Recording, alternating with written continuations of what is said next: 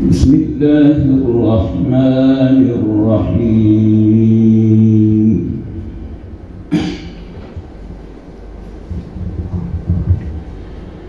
لقد صدق الله رسوله الرؤيا بالحق لتدخلن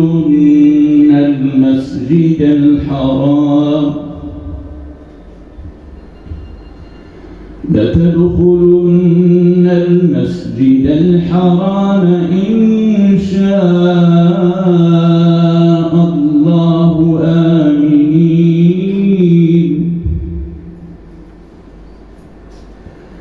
آمنين محلقين رؤوسكم ومقصرين لا تخافون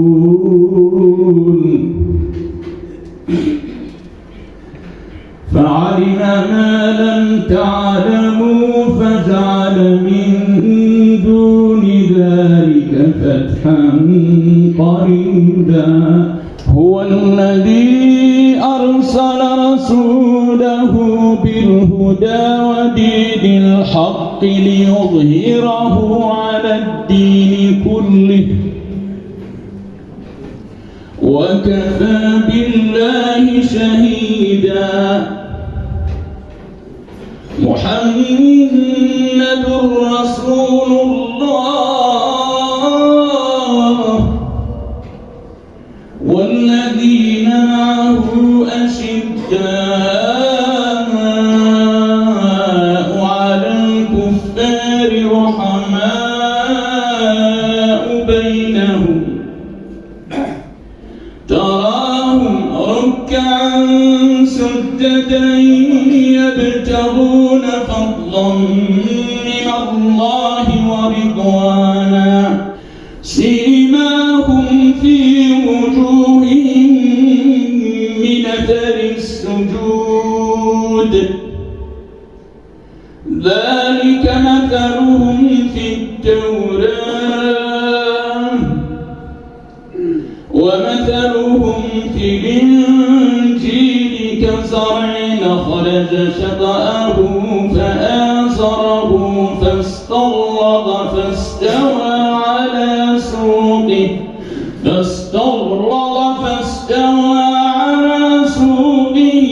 يعجب الزراع ليغيظ بهم الكفار. وعد الله الذين آمنوا وعملوا الصالحات منهم مغفرة وأجرا عظيما. صدق الله العظيم. الله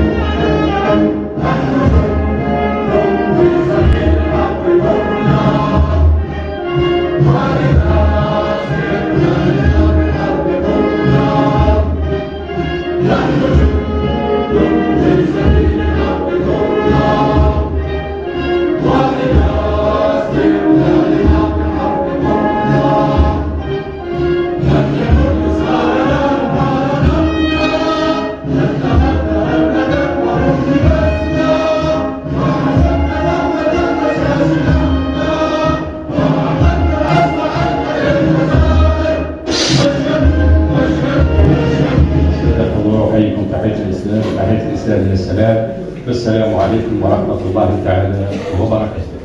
باسمي وباسم زملائي أعضاء المجلس الشعبي البلدي نرحب بالسيد رئيس الدائرة، نرحب بالسيد مكان الدائرة، قائد فرقة الضغط الوطني، الأئمة، وقائد السكنة العسكرية لسيد الرجال، الحماية المدنية، أعضاء المجلس الشعبي الولايي، القطاعات السيرفيس تكنيك، القطاعات الرعية، ممثل رئيس الرابطة الأمين العام، أهلا وسهلا، تفضل مشكورا. جمعية المجتمع المدني الفيدرالية، الأسرة الرياضية، أهلا وسهلا بكم. بمناسبة ذكرى لعيد الاستقلال وعيد الشباب المصادف لتاريخ 5 جويلية 2023 التقيت وأنا أدعوكم للحضور لحفل تكريم ترجي سيد الرجال ووداد سيد الرجال. ترجي سيد الرجال هذا اللي شد المنتهى في الرابطة الولائية، ووداد سيد الرجال اللي صعد إلى قسم الجهوي نقول له مبروك عليك. وهذا الصعود جاء بفضل المجهودات اللي بذلتها عينة من الأشخاص، سواء من اللاعبين أو المسيرين أو الناس اللي راح نكرموا فيهم. هذه المسألة. إن شاء الله هذا الفريق اللي راح يصعد للقسم الجهوي هو قسم مش راح يمثل بلدي. هذا الفريق راح يمثل ولاية الجيش، وراح يلعب مع 5 أو 6 ولايات ويعطي الوجه الحقيقي لولاية الجيش. ثانيا يمثل بلدية سيد الرجال، وبلدية سيد الرجال عن اتفاق التعريف الوطني تاع البلدية هي الرياضة وخاصة كرة القدم. يولد عندك فريق يلعب في ديفيزيون ريجونال ولا ناسيونال، هذا راح يبين البلدية هذه الموقع تاعها والناس تاعها وكل ما هو به. فيما يخص الدعم الفريقين هذو دعمناهم وان شاء الله نزيد ندعمهم بصفتي. اليوم راني نحيت التسقيطه تاع رئيس بلديه وراني رئيس نادي سابق. هذه التدعيم تاعهم ان شاء الله حيكون هذا الملعب تاعهم راح يبدا الشونتي دانكور ان شاء الله رانا سجلنا مع سيرفيس تكنيك دي غرادا. التدعيم مالي بمقدار 200 مليون وان شاء الله تكون موافقه من السيد رئيس الدائره باش نعاونوا الناس هذو، والنقل مجالي تاعه. هذه بالنسبه للفريق اللي راح يلعب اون ديفيزيون ريجيونال. بالنسبه للفريق الترجي ما نقصوش، هذا دا 3% من ميزانيه البلديه والنقل تاعو ثاني مجالي. هذا ما عاد نقول. نشكركم مره اخرى وان شاء الله الناس تتكاتف في هذا الفريق، وهذا بعد غياب دام 23 سنه، وانا لك الشرف باللي في 2000 صعدت هذا الفريق وكنت رئيس نادي، واليوم راني رئيس بلديه وتحدثت عليا باش نعاون فيها. اوكي، سواء انا او الزملاء تاعي اللي يداولوا على جال الفريق الرياضي. هذه بالنسبه هذا كل معادي نتمنى لهم النجاح والتوفيق ان شاء الله، وموسم يكون جميل جدا ان شاء الله والناس تتكاتف. وهذه هي سيد الرجال توقع والاشخاص يروحوا. هذه اللي نقول. هذا مع اللي نقول. وكلمه للسيد رئيس الدائره الله عنده ارتباطات، عنده في الخميس حفل وفي حسيدو حفل. تفضل مشكور. بسم الله الرحمن الرحيم. سيد رئيس المجلس الشعبي البلدي، شكرا لكم ولكل المنتخبين المحليين في المجلس الشعبي البلدي على هذه الالتفاتة الطيبة.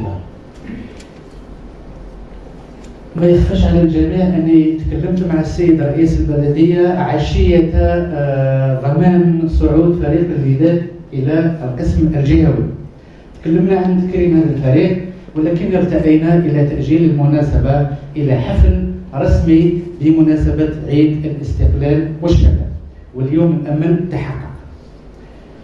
أول شيء يتبادر إلى ذهني هو أول يوم جاني فيه السيد مساعدي أسامة رئيس النادي إلى المكتب نتاعي، وفي آخر يوم من ليزونجاجمون. واليوم الحمد لله التقينا لتكريم هذا الفريق. ما يخفاكمش أنا سعيد جدا والله العظيم صراحة نقولها لكم، أنا سعيد جدا أني أتشرف وأنه عندي الحظ اليوم نكون مع هذه الوجوه الطيبة التي تشرف على تكريم فريق رياضي ضمن الصعود. وإن شاء الله ربي يطول في عمرنا أنه نحضر في يوم من الأيام إلى ديربي ما بين الترجي والوداد.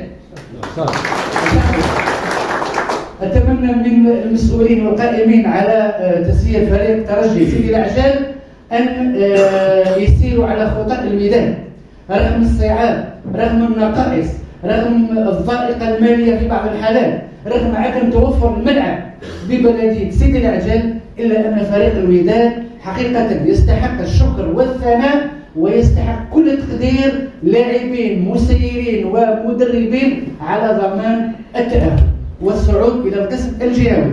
إذن أطلب وأتمنى من السيد رئيس المجلس الشعبي البلدي أن يقدم كل الدعم إلى هذا الفريق. طبعا ما ننساش الإخوة والسادة المنتخبين في المجلس الشعبي الولائي اللي ثاني عندهم دور كبير، وربي يوفقهم وربي يشكرهم إن شاء الله على المساعدات اللي ممكن قدموها واللي ممكن قادرين يزيدوا يقدموها، لأنه بفضلهم ثاني يمكن المجلس الشعبي الولائي والولاية تقدم ثاني دعم لهذه الفرق على مستوى بلديات الدائرة.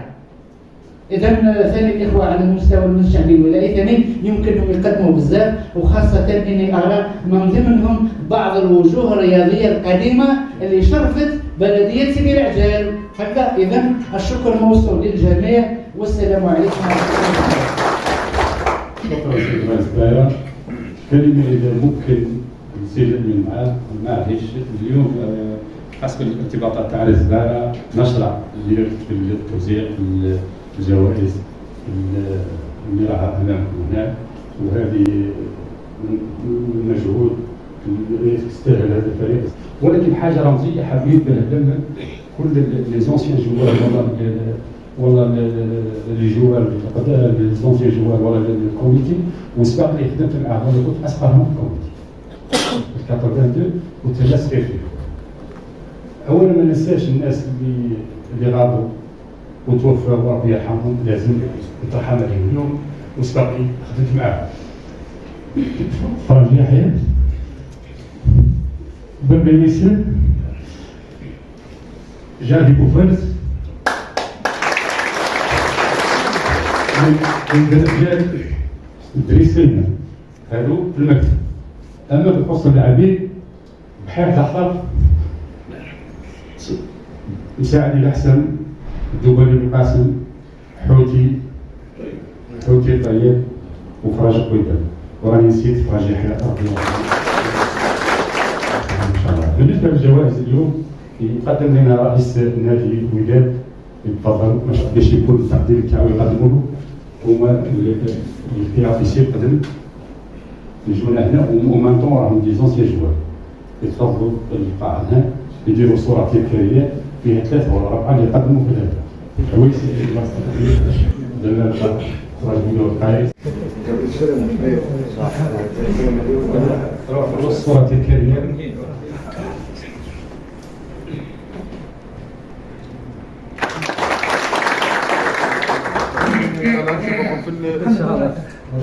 في الناسيونال يوسف سد عليها يوسف سد ولا عندي الباب بارك الله فيك. رئيس ترجي سيدي دريس كوريان يعني عقب الرفع على قال تستاهلوا كاع التكريم وتستاهلوا كاع التكرم. لازم الصوره تذكاريه روح بالك الوسط.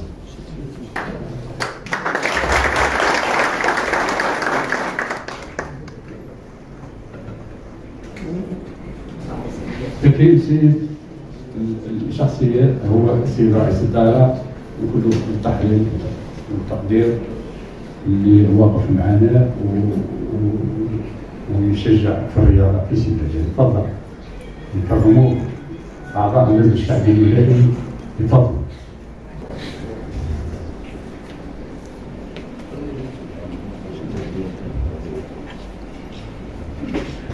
السكن العسكري تفضل.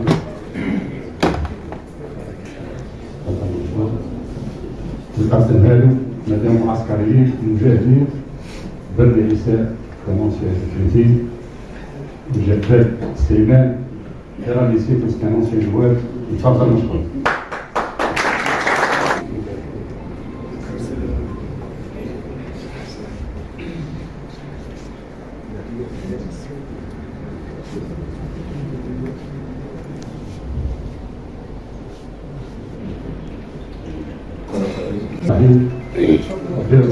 أهلا وسهلا بكم.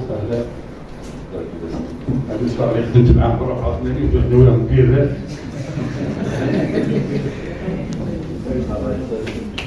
أهلا.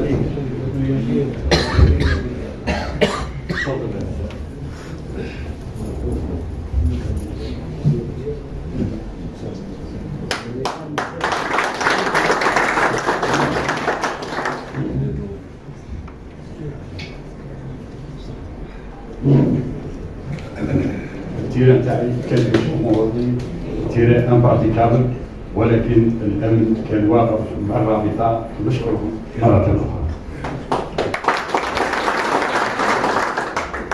يقدموا الائمه تفضلوا.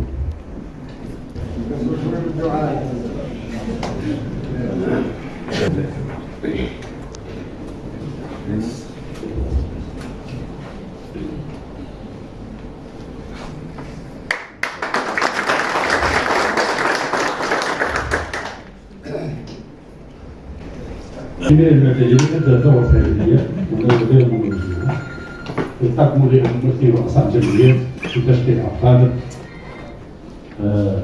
السعيد اللي راح يبذل مجهود في هذه البلدية. تفضل. جمعيات الإهداء ماذا بهم مجهود؟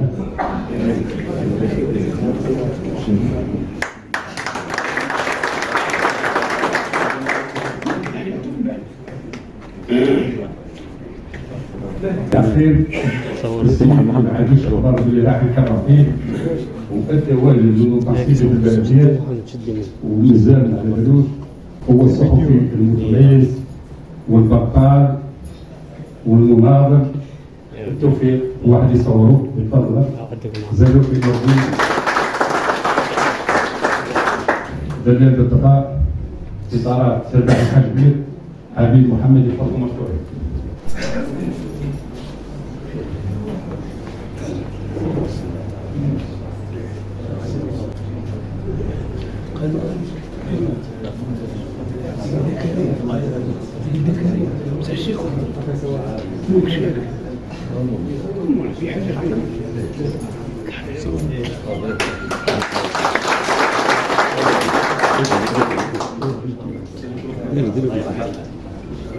أول خطوة على مستوى بلدية العشر نظمتها أنت. الله يكون في عونك إن شاء الله. آمين. بارك الله فيك معنا. وشوف الإنسان اللي ما عندوش عدوه ويفكر وباه يعود يخدم ما كانش العداوة ثاني مليحة. المحبة مش مليحة دايما.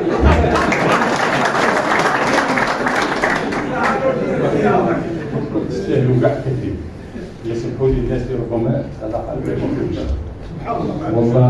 والله قام معذورين. مرة أخرى نظن رئيس النادي راه يشير لي واش فعل.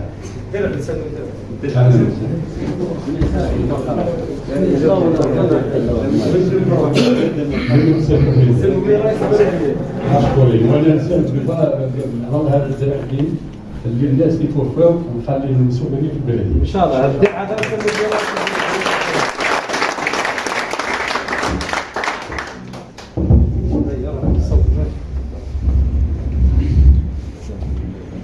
هذا يبقى ذكرى رؤساء البلديه الجايين اللي هذا تاع المتوفين اللي ديريجون ولا اللي جوا العشره ورايحين كاع نقاطوا في الساحه. الله يرحمه ان شاء الله. مرة أخرى الجماعة حسيت والمولى هذا ما كاين طلعنا نهار آخر إن شاء الله. شاء الله أنا هذه أول تجربة راني درتها وراني نحيت كاس قطرة مدير المشاة ولكن كيف بيدخل واحد ولا زوج خاطر قال لك السلام عليكم. اولا وقبل كل شيء نهنئ ونبارك بمناسبه عيد الاستقلال بالشباب. هذه فرصه ثمينه اننا التقينا باسم الرابطه الولاييه لكره القدم. ايضا نهنئ ونبارك لوداد سد العجال لاعتلائه صداره الترتيب وصعوده للقسم الجهوي. نتمنى لهم كل التوفيق ان شاء الله بالرابطه الجهويه لكره القدم بالبلده، ان شاء الله يمثلون احسن تمثيل.